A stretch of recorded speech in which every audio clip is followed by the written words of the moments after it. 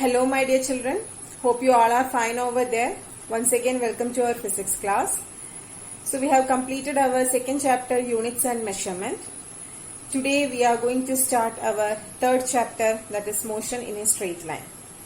You are familiar with this concept, motion. You had already studied about motion in your class 9 physics.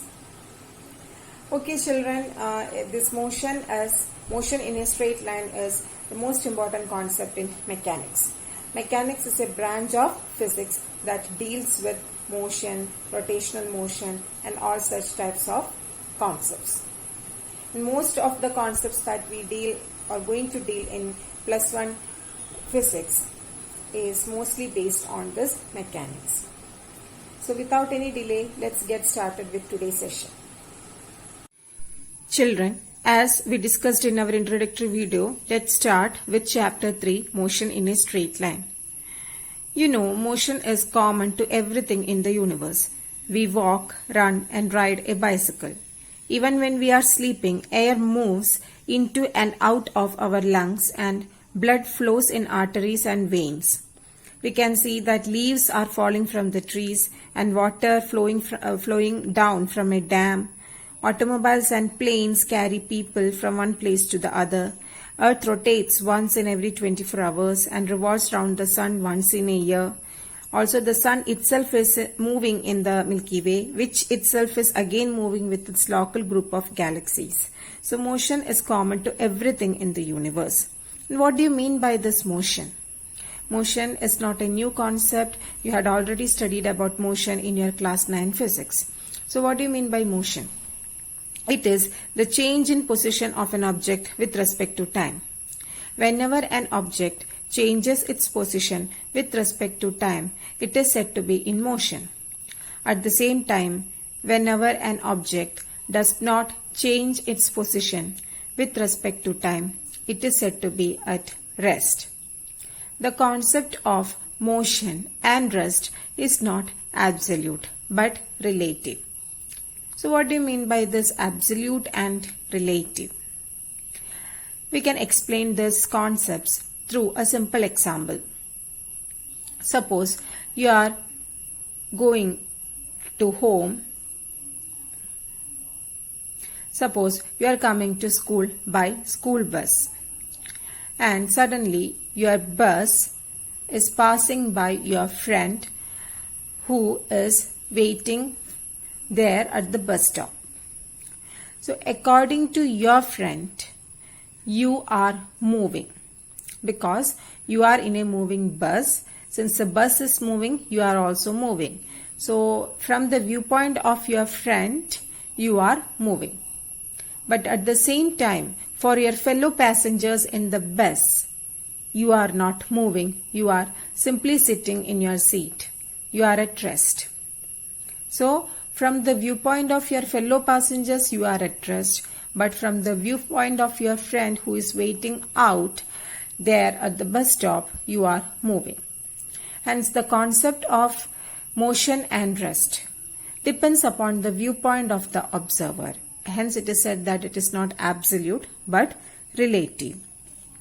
Okay.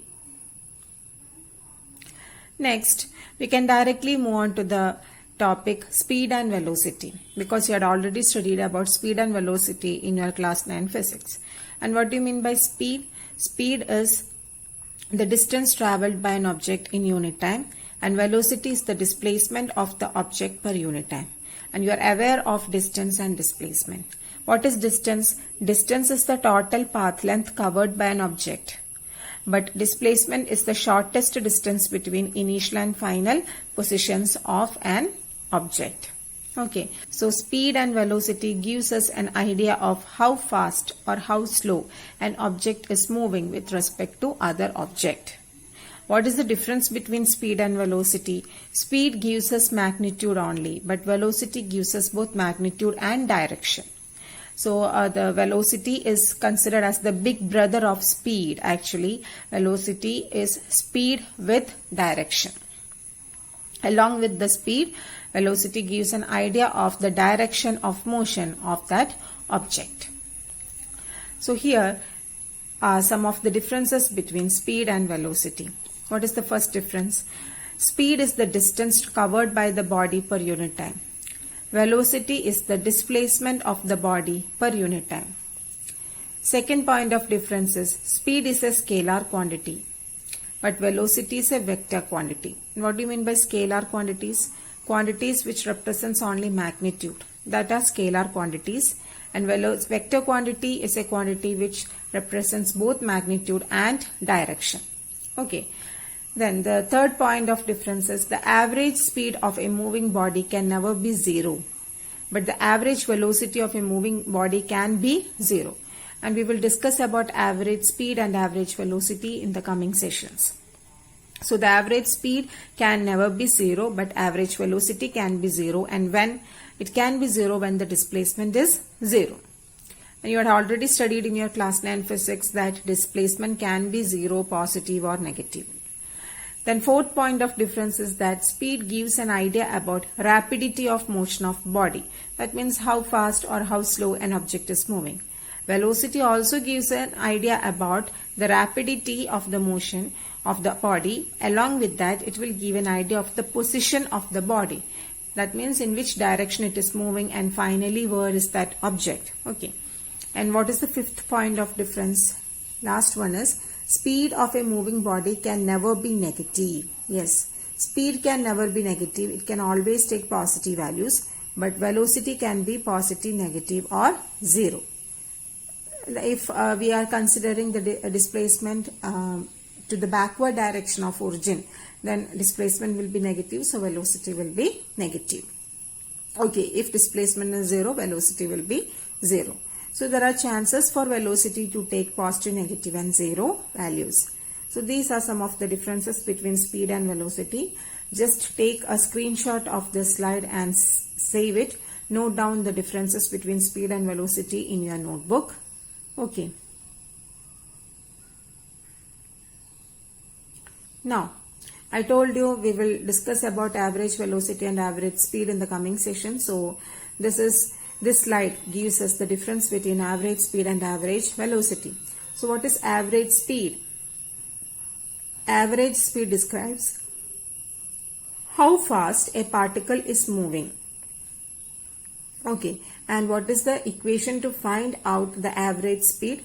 It is distance divided by time, elapsed time or just time. Okay, and this average speed will be always positive. It is a scalar quantity, that means it has only magnitude. So average speed is the total distance divided by total time. Then what is average velocity?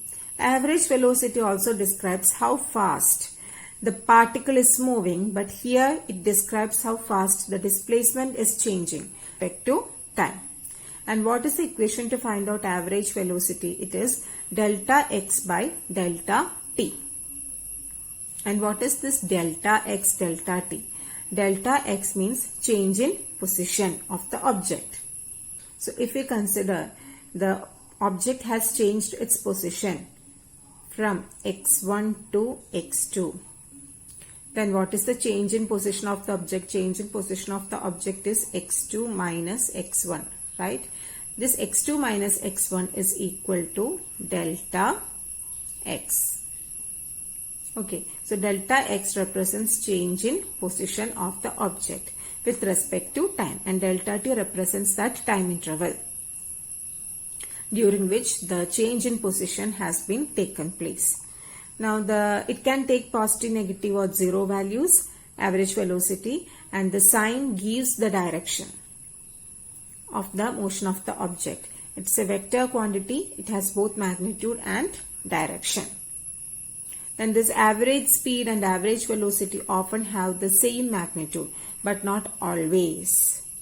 Especially in the uniform motion, average speed and average velocity will be same.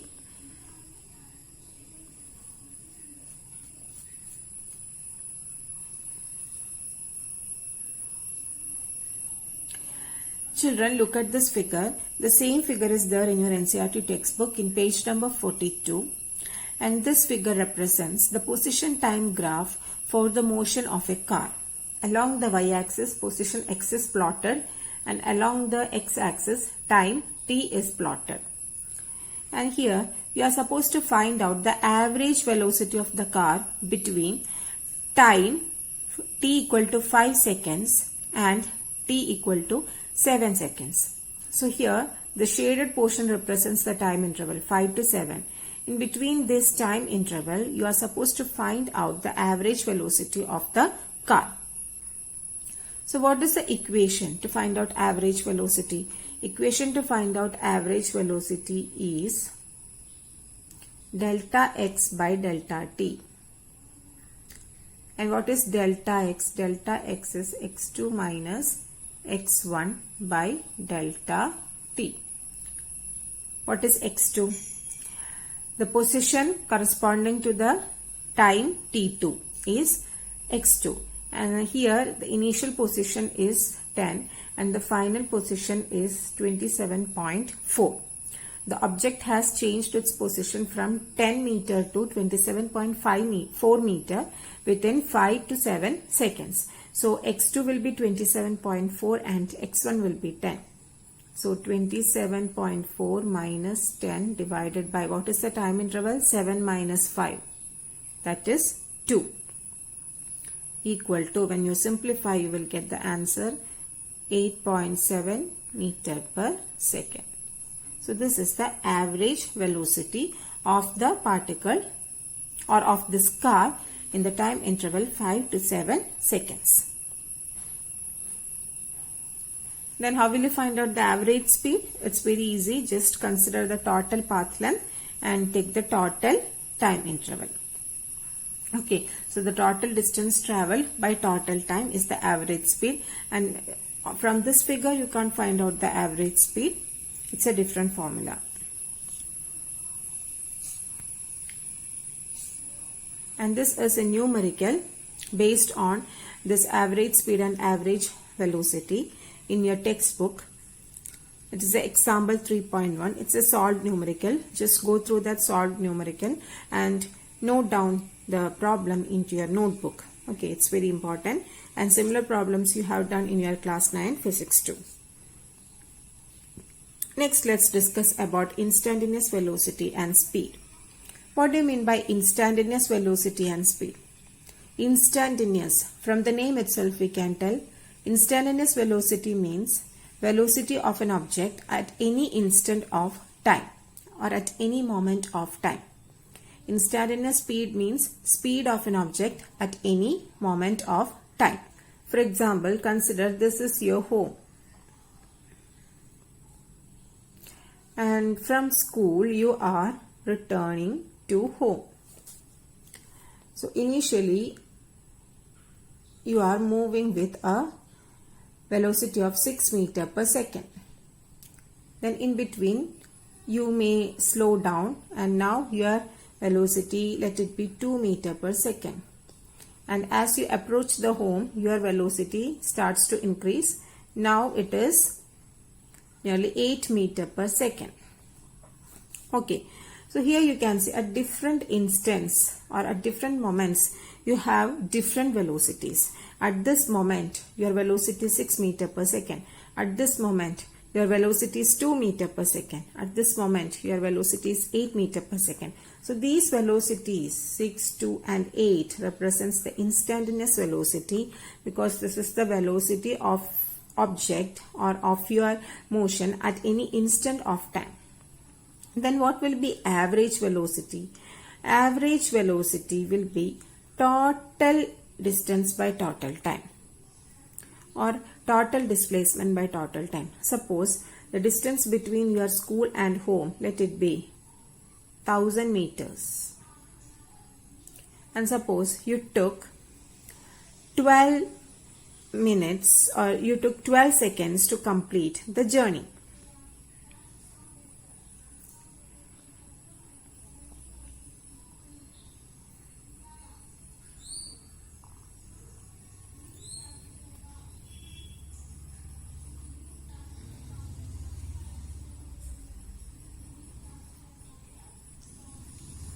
Suppose you took 50 seconds to complete the journey. That means this is the total time. So what will be the average velocity? Average velocity is total displacement by total time, or change in position by total time.